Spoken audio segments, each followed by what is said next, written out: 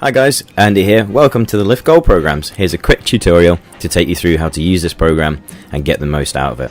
So when we come onto the program, here we're using month 3 of Lift Strong as an example. Don't forget there's a program to suit whatever your goal may be. We can see everything is laid out for us. We have the exercise, a video tutorial of the exercise, and we're currently in the process of refilming and editing these tutorial videos. This is because when we filmed them first, it was right before we opened. We were in a bit of a rush and things were a bit dusty and a bit messy, so we're since refilming them and making them an even better quality for you. But you can see there the exercise goes through everything that you need to do and everything you need to know, and don't forget our staff are always on hand to help you out if you've not done an exercise before, or to find an appropriate substitution for you from our massive list of exercises, which gets longer and longer with every month as well. So there's always an option there for you. So you got your exercise, how many reps you should be doing in each set, how long you should rest for between each set, the suggested load, so that'll either be as a percentage of your 1 rep maximum or an RPE rating, which we'll touch on in a second, and then you would do as many sets as there are empty boxes and simply note down the weight that you shifted and how many reps you managed to complete.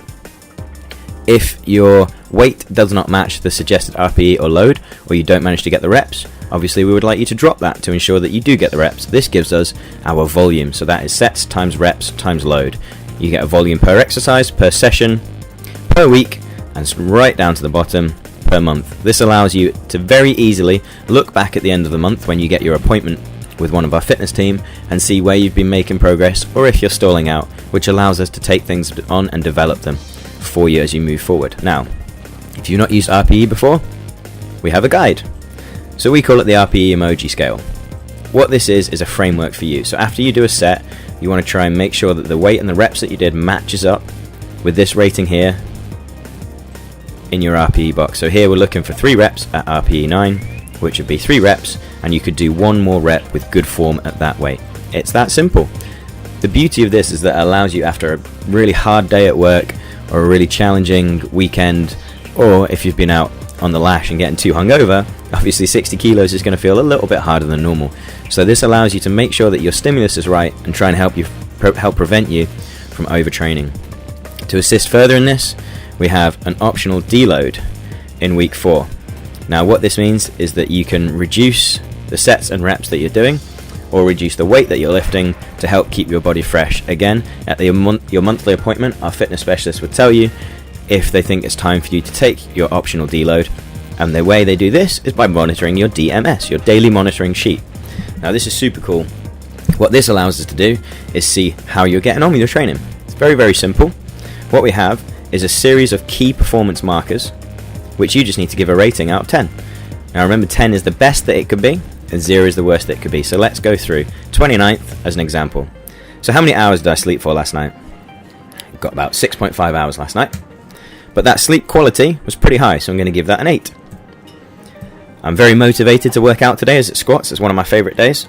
I'm going to give that a 9. Now I've just had a coffee, so my energy level is pretty good. So I'm going to give that a 7.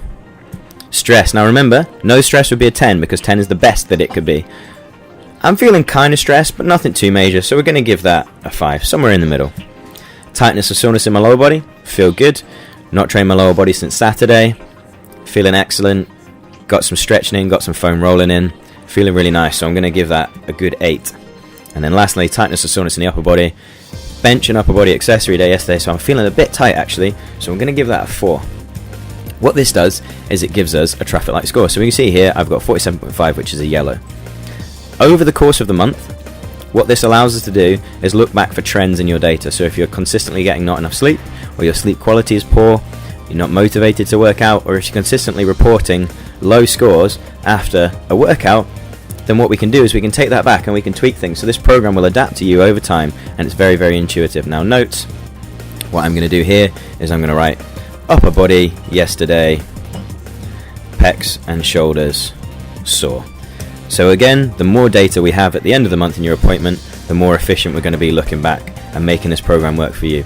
So that's a quick tutorial on how to set up the Gold workout program. Don't forget to check out the videos on how to set up your macros calculator for the full training effect. Hope you guys enjoyed it, and I know you're going to love the Gold program.